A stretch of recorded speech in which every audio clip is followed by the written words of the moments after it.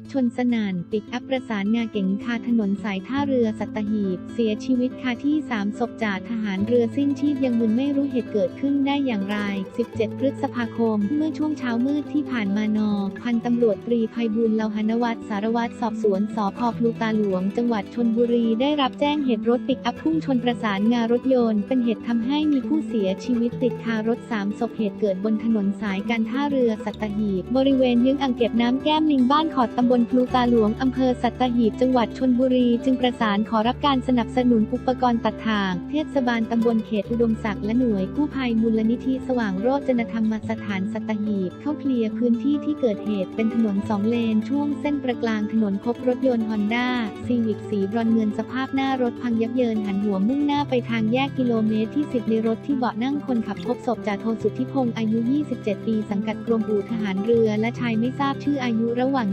20-25 ปีแต่งกายคล้ายทหาร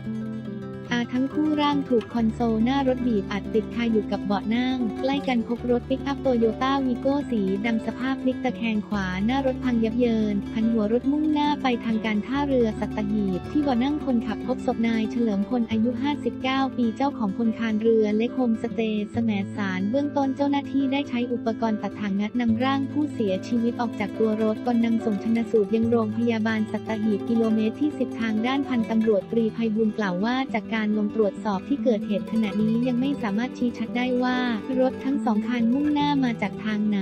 เนื่องจากไม่พบเห็นพยานเห็นเหตุการณ์ได้ยินเพียงเสียงชนที่ดังสนั่นหวั่นไหว